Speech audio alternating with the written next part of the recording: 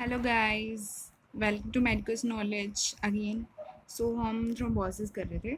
Thrombosis का जो second factor है वो रोल ऑफ प्लेटलेट्स है। रोल ऑफ प्लेटलेट्स में क्या होता है, जनरली जो हमारे प्लेटलेट्स होते हैं, मैं आपको इसकी बेसिक स्ट्रक्चर दिखाती हूँ प्लेटलेट्स की। ये देखो गाइस, ये होते हैं प्लेटलेट्स। ओके, सो प्लेटलेट्स में क्या होता है, प्लेटलेट्स में कुछ ग्रेन्यूल्स प्रेजेंट होते हैं और उनका ओपन कैनालिकुलर सिस्टम होता है और कुछ कुछ उनके अंदर ऑर्गेनेलीज प्रेजेंट होते हैं। ठीक है, ये तो होते हैं नॉर्मल इनएक्टिवेटेड, मतलब जो एक्टिवेटेड नहीं होते प्लेटलेट्स। ओके, फिर उसके बाद जब वो एक्टिवेट हो जाते हैं तो उनके कैनालिकुलर सिस्टम्स जो हैं वो ओपन हो जाते हैं और उनके स्यूडोपोड्स बन जाते हैं। फिर जब उन्हें रिलीज़ होना होता है तो वो कैसे रिलीज़ होते हैं, वो अपने ग्रैन्यूल्स को रिलीज़ करा देते हैं। ओके, तो ये ऐसे हमारे जो है प्लेटलेट्स एक्टिवेट होते हैं। ओके, तो इसी में हमारे सबसे पहले होता है प्लेटलेट्स की अरेंजन। प्राइमरी एग्रीगेशन होती है। वॉन विली ब्रेंड फैक्टर क्या करता है, प्लेटलेट्स को कोलेजन के साथ एग्रीगेट करता है। सबसे पहले वो इकट्ठे होंगे एक जगह पे। फिर क्या होता है, प्लेटलेट्स की एक्टिवेशन होती है। मतलब मैंने आपको दिखाया ना कि उनका कैनालिकुलर सिस्टम ओपन हो जाता है, जिसकी वजह से उनके स्यूडोपोड्स बन जाते हैं। ठीक है, जिससे वो अल्फा ग्रेन्यूल्स और डेंस बॉडीज रिलीज करते हैं, जैसे फाइब्रिनोजन। और डेंस बॉडीज में आता है एडीपी और हिस्टामाइन। एडीपी और हिस्टामाइन। ओके, एडीपी और हिस्टामाइन कैसे, कि एडीपी क्या करता है, मैंने बताया था ना, एडीपी का काम, एडीपी प्लेटलेट्स की एग्रीगेशन कराने में हेल्प करता है, सेकेंडरी एग्रीगेशन। ठीक है, और हिस्टामाइन क्या करता है, वेसोडाइलेशन कराता है। ठीक है, तभी ये जो एंटी हिस्टामाइन ड्रग्स होती हैं वो वेसोडाइलेशन के अगेंस्ट होती हैं, मीन्स वेसो कंस्ट्रिक्शन कराती हैं। ओके, थर्ड आता है प्लेटलेट्स की एग्रीगेशन। अब प्लेटलेट्स एग्रीगेट कैसे होते हैं, ये जो हमारा एडीपी है, मैंने अभी बताया ना कि एडीपी जो है एडिनोसिन डाइफॉस्फेट, और प्लेटलेट्स ये सेकेंडरी एग्रीगेशन कराते हैं। प्राइमरी और सेकेंडरी एग्रीगेशन में यही डिफरेंस है कि उसमें क्या था, खाली प्लेटलेट्स हो रहे थे। इसमें प्लेटलेट्स, एडीपी, फाइब्रिनोजन सब कुछ इकट्ठा हो रहा है।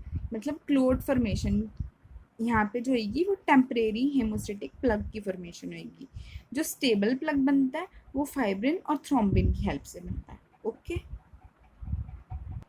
गाइस, जो थर्ड पॉइंट है वो होता है role of coagulation system. Coagulation system आपने नॉर्मली फिजियोलॉजी में किया होगा। उसमें क्या होता है कि यही 12 से 12 है, 11 से 11 है, 9 से 9 है, कैल्शियम की ज़रूरत होती है। फोर्थ फैक्टर होता है कैल्शियम। ठीक है, फिर यहाँ पे ये इंट्रिंसिक पाथवे, एक्सट्रिंसिक पाथवे, जिसके थ्रू प्रोथ्रोम्बिन थ्रोम्बिन में कन्वर्ट होता है, फाइब्रिनोजन फाइब्रिन मोनोमर्स में कन्वर्ट होता है, और अगर ये फाइब्रिन मोनोमर्स आगे फाइब्रिन क्लॉट में कन्वर्ट होते हैं। लेकिन इसकी, अगर हमें फाइब्रिन क्लॉट नहीं बनाना, अगर हमें इसे डैमेज करना है, तो उसके लिए एक अनदर हमारा जो है फाइब्रोलिटिक सिस्टम होता है। ये देखो, ये हमारा फाइब्रोलिटिक सिस्टम।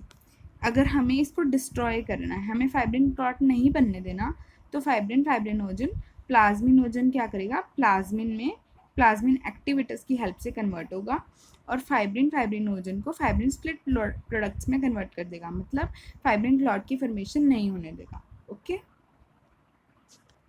देन हमारा आता है fourth point, hyper coagulability of the blood. Blood क्या करता है, उसकी कोगुलेशन, मतलब उसकी कोगुलेबिलिटी, उसकी कोगुलेशन पावर इंक्रीज हो जाती है। सबसे पहले कोगुलेटिव फैक्टर्स इंक्रीज हो जाते हैं। इसका रीज़न क्या हो जाता है, अगर कोगुलेटिव फैक्टर्स इंक्रीज हो गए, वही मैंने भी आपको बताया ना कि अगर फैक्टर 7, फैक्टर 8, कैल्शियम ये सब इंक्रीज हो गए तो कोगुलेशन इंक्रीज हो जाएगी। और अगर सेकेंड पॉइंट है, अगर इंक्रीज इन प्लेटलेट काउंट एडहेंशन, अगर प्लेटलेट के काउंट की एडहेंशन बढ़ गई, सपोज करो वॉन डिलीवरेंट फैक्टर बढ़ गया तो, ठीक है, या फिर कोगुलेशन इनहिबिटर्स होते हैं, अगर वो इनहिबिट नहीं होगा तो उससे हो गया। ओके, उसके बाद आता है फिफ्थ पॉइंट। फिफ्थ पॉइंट होता है जो हमने विच वॉज ट्राइड किया था, उसमें हमने 3 पॉइंट्स किए थे। एक एंडोथेलियम इंजरी, एक हाइपर कोगुलेबिलिटी ऑफ ब्लड, एक alteration in the flow of blood. इसमें क्या होता है, हमारा जो नॉर्मल ब्लड होता है उसमें एक सेंट्रल स्ट्रीम होती है जिसमें आरबीसीज और डब्ल्यूबीसीज फ्लो करते हैं, और साइड पे क्या फ्लो करता है, प्लेटलेट्स फ्लो करते हैं। ओके, तो ये नॉर्मल होता है।